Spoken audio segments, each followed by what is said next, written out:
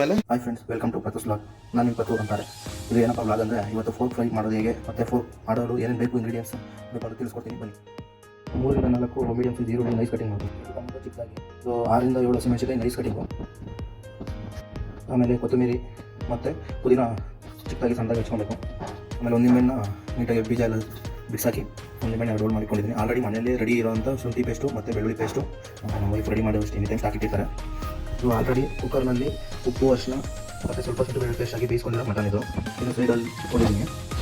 ಈಗ ಬನ್ನಿ step by step ಹೇಗೆ ಮಾಡೋದು ಅಂತ ಹೇಳ್ಬೋದು. ಒಂದು ಬಾಣಲಿಗೆ ಎಣ್ಣೆ ಕಾಯ್ದ ನಂತರ ಒಂದು ಸ್ವಲ್ಪ ಸಾಸಿವೆ ಚೆನ್ನಾಗಿ ಚಿಟಪಟ ಅಂತ ಸಿಡಿಬೇಕು. ಆ ಟೈಮಲ್ಲಿ ಸ್ವಲ್ಪ ಕರಿಬೇವಿನ ಸೊಪ್ಪು ಹಾಕೋದು. ಕರಿಬೇವಿನ ಸೊಪ್ಪು ಸ್ವಲ್ಪ ಫ್ರೈ ಥರ ಆದಮೇಲೆ ಆನಿಯನ್ ನೈಸ್ ಹಚ್ಕೊಂಡಿರ್ತೀವಲ್ಲ ಅದನ್ನು ಎಣ್ಣೆಗೆ ಹಾಕ್ಕೊಂಡಿದ್ದ.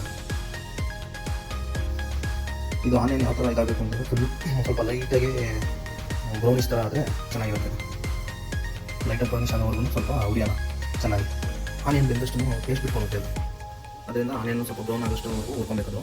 ಈಗ ನೆಕ್ಸ್ಟು ಇಂಗ್ರೀಡಿಯೆಂಟ್ಸ್ ಬಂದುಬಿಟ್ಟು, ಇದು ಆನಿಯನ್ ಬ್ರೌನ್ ಆದಾಗೇ ಶುಂಠಿ ಬೆಳ್ಳುಳ್ಳಿ ಪೇಸ್ಟು ಹಾಕೊಬೇಕು. ಒಂದು 2 ಸ್ಪೂನಷ್ಟು ಶುಂಠಿ ಪೇಸ್ಟು, ಒಂದು 1.5, ನಾವು ಡಿಪೆಂಡ್ಸ್ ಆನ್ kg ಮೇಲೆ ಹೋಗುತ್ತೆ, 1.5 ಬೆಳ್ಳುಳ್ಳಿ ಪೇಸ್ಟ್ ಇದು ಆ್ಯಡ್ ಮಾಡ್ತಾಯಿದ್ದೀನಿ ನಾನೀಗ. ಅದನ್ನು ಚೆನ್ನಾಗಿ ಮಿಕ್ಸ್ ಮಾಡ್ಕೊಂಡು ಅದನ್ನು ಸ್ವಲ್ಪ ಆಯಿಲಲ್ಲಿ ಆನಿಯನಲ್ಲಿ ಫ್ರೈ ಆಗಬೇಕದು. ಅದು ನೀಟಾಗಿ ಫ್ರೈ ಆಗಿಲ್ಲ ಅಂತಂದರೆ ಒಂಥರ ಸಿಹಿ ಸ್ಮೆಲ್ಲು ಮತ್ತು ಸ್ವೀಟ್ ಥರ ಇದಾಗುತ್ತೆ ಟೇಸ್ಟು. ಹಂಗಿದ್ದಾಗ ಚೆನ್ನಾಗಿರಲ್ಲ ಅದು. ನೆಕ್ಸ್ಟು ನೈಸಾಗಿ ಹಚ್ಕೊಂಡಿರೋದು ಒಂದು 6-7 ಹಸಿಮೆಣಸಿನ್ಕಾಯಿ ಹಾಕಬೇಕು. ಅದನ್ನು ಚೆನ್ನಾಗಿ ಫ್ರೈ ಆದಮೇಲೆ ಈಗ ಒಂದು 2 ಟೊಮೊಟೊನ ಸಣ್ಣದಾಗಿ ಹಚ್ಚಿರೋದನ್ನ ಹಾಕಿ ಅದು ಸ್ವಲ್ಪ ಚೆನ್ನಾಗಿ ಸ್ಮ್ಯಾಶ್ ಆಗಬೇಕು. ಸ್ಮ್ಯಾಶ್ ಅಂದರೆ ಏನು ತುಂಬ ಡೀಪಾಗಿ ಸ್ಮ್ಯಾಶ್ ಏನಿಲ್ಲ, ಲೈಟಾಗಿ ಫ್ರೈ ಆದರೆ ಸಾಕು. ಅದು ಮಾಂಸದ ಜೊತೆ ಬೇಕಾಗುತ್ತೆ. ಇದಕ್ಕೆ ಬೇಕಾಗಿರೋದು ರೆಡಿಮೇಡ್ ಮಸಾಲೆಗಳು, ಮಟನ್ ಮಸಾಲ ಮತ್ತು ಮಟನ್ ಫ್ರೈ ಪೌಡರು, ಧನಿಯಾ ಪುಡಿ, ಗರಂ ಮಸಾಲ, ಚಿಲ್ಲಿ ಪೌಡರು ಸ್ವಲ್ಪ ಮನೆಗೆ ಸ್ವಲ್ಪ ಚಿಲ್ಲಿ ಪೌಡರು, ಅದಕ್ಕೆ ಸ್ವಲ್ಪ ನೆಕ್ಸ್ಟ್ ಖಾರ ನೋಡ್ಕೊಂಡು ಮತ್ತೆ ಹಸಿಮೆಣಸಿನಕಾಯಿ ಹಾಕ್ತೀವಿ. ಆಮೇಲೆ ಪುದೀನ ಎಲ್ಲ ಸ್ವಲ್ಪ ನಿಧಾನಕ್ಕೆ ಹಾಕಿದ್ದು ನಡೀತಾ ಇದೆ. ಈಗ ಗ್ಯಾಪಲ್ಲಿ ಚೆನ್ನಾಗಿ ಫ್ರೈ ಮಾಡ್ಕೊತಾ ಆಗಬೇಕು. ಆಗ್ತಾ ಇದೆ ನೋಡಿ. ಈಗ ನಾವು ಕುಕ್ಕರಲ್ಲಿ ನೆಕ್ಸ್ಟು ಬೇಯಿಸ್ಕೊಂಡಿರೋಂಥ ಮಾಂಸನ ಅದಕ್ಕೆ ನೀರೆಲ್ಲ ಅದು ಕುಕ್ಕರಲ್ಲಿ ನೀರು ಬಿಟ್ಕೊಂಡಿರೋಲ್ಲ, ಅದರ ಸೂಪು, ಆ ಸೂಪು ಡ್ರೈ ಆಗೋದ್ರೆ ಜಸ್ಟ್ ಡ್ರೈ ಮಟನ್ ಮಾತ್ರನೇ ಅದಕ್ಕೆ ಆ್ಯಡ್ ಮಾಡ್ಕೊಳ್ಳೋಣ. ಫುಲ್ಲೆಲ್ಲ ನೀರು ಇರಬಾರ್ದು ಒಂಚೂರು. ಬೇಕಂದರೆ ಬೇಯಿಸ್ಕೊಂತ ಅದೇ ಬೇಯಿಸಿರೋಂಥ ನೀರನ್ನೇ ಹಾಕೊಬೇಕು, ಬೇರೆ ಪ್ಯೂರ್ ವಾಟರ್ ಇರಬಾರ್ದು. ಯಾಕಂದರೆ ಬೇಯಿಸಿರೋಂಥ ಬಿಟ್ಟಿರೋ ನೀರೇ ಹಾಕಿದ್ರೆ ಅದು ಉಪ್ಪು ಖಾರ ಅದು ಟೇಸ್ಟ್ ಎಲ್ಲ ಬಿಟ್ಕೊಂಡಿರೋಲ್ಲ, ಅದೇ ನೀರನ್ನೇ ಹಾಕೋಣ. ಅದನ್ನು ಮುಂದೆ ತೋರಿಸ್ಕೊಂಡ್ಬಿಡ್ತೀನಿ. ಅದು ನೋಡಿ, ಇವಾಗ ಇದು ಉಳಿದಿದೆ ನೀರು ಬೇಯಿಸಿರೋದು. ಈಗ ಚೆನ್ನಾಗಿ ತಿರ್ಕೊಡೋಣ. ಅದು ಕೊಡ್ತಾ ಈಗ ಅದು ಅಲ್ಲಿಂದ ಲೈಟ್ ಬೇರೆ ಫ್ಲಾಶ್ ಆನ್ ಮಾಡ್ಕೊಂಡಿರಲಿಲ್ಲ, ಸ್ವಲ್ಪ ಡಲ್ಲಾಗಿ ಕಾಣಿಸ್ತಿತ್ತು. ಈಗ ಸ್ವಲ್ಪ ಬ್ರೈಟಾಗಿ ಕಾಣಿಸಿದೆ, ನೀಟಾಗಿ ಕಾಣಿಸಿದೆ ಅಂದ್ಕೊಂಡಿದ್ದೀನಿ. ಚೆನ್ನಾಗಿ ತಿರ್ಕೊಡೋಣ. ನಾನು ಇದನ್ನು ಇಷ್ಟೊತ್ತು ಲೋ ಫ್ಲೇಮಲ್ಲಿ ಫ್ರೈ ಮಾಡಿರೋದು. ಈಗ ಸ್ವಲ್ಪ ಹೈ ಫ್ಲೇಮ್ ಇಟ್ಕೊಂಡು ಚೆನ್ನಾಗಿ ತಿರ್ಕೊಡೋಣ. ಅದು ಟೊಮೊಟೊ, ಆನಿಯನ್ನು, ಶುಂಠಿ ಬೆಳ್ಳುಳ್ಳಿ ಪೇಸ್ಟೆಲ್ಲ ಹಾಕಿದ್ದೀವಲ್ಲ, ಅದೆಲ್ಲ ಮಸಾಲೆ ಬೆಂದಿರೋ ಮಾಂಸಕ್ಕೆ ಚೆನ್ನಾಗಿ ಇಳ್ಕೊಬೇಕು.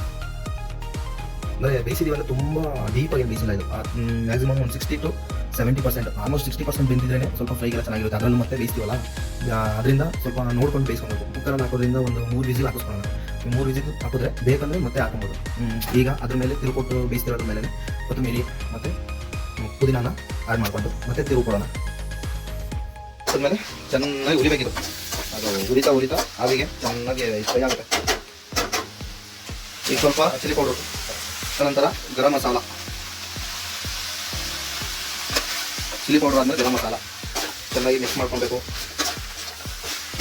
ಇದಾದ ಮಟನ್ ಫ್ರೈ ಪೌಡರ್ ಯಾವುದೋ ತೇಜದು ಹಾಕಿದ್ದೀವಿ.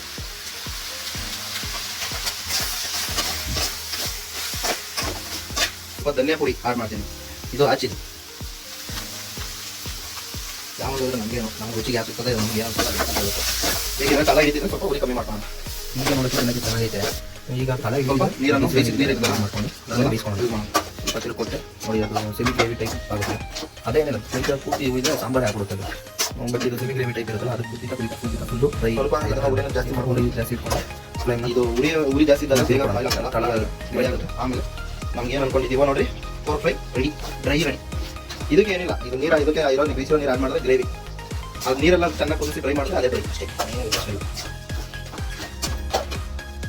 ಈಗ ಈ ರೇಂಜ್ಗೆ ಕುದಿತಿರೋ ಟೈಮಲ್ಲಿ ನಾವಲ್ಲೇ ನಿಂಬೆಹಣ್ಣು ಕಟ್ ಮಾಡಿ 2 ಇಟ್ಟಿದ್ನಲ್ಲ, ಅದನ್ನು ಚೆನ್ನಾಗಿ ಹಿಂಡ್ಕೊಂಡು, ಅದು ಬೀಜ ನಮ್ಮ ಫಸ್ಟ್ ತೆಗೆದಿರಬೇಕು. ಯಾಕಂದರೆ ಅದು ಬೀಜ ಬಿತ್ತು ಅಂದರೆ ಯಾವಾಗ ಜಸ್ಟ್ ತಿನ್ನೋ ಟೈಮಲ್ಲಿ ಒಂದು ಬೀಜ ಸಿಕ್ಕಿದ್ರೆ ಸಾಕು, ಅದು ಕೈ ಹೊಡಿಯುತ್ತಲ್ಲ, ಬಾಯಿನ ರುಚಿನೇ ಕೆಡಿಸ್ಬಿಡುತ್ತೆ. ಆಮೇಲೆ ಅದು ಟೇಸ್ಟೇ ನಮಗೆ ಗೊತ್ತಾಗಲ್ಲ, ಆ ಥರ ಆಗ್ಬಿಡುತ್ತೆ.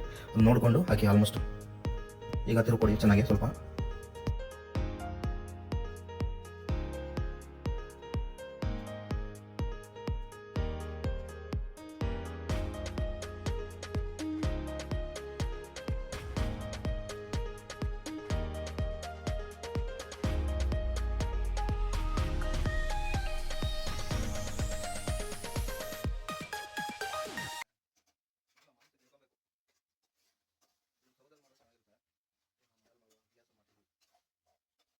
ಉಪ್ಪು ಆ್ಯಡ್ ಮಾಡೋಣ ಇದಕ್ಕೆ.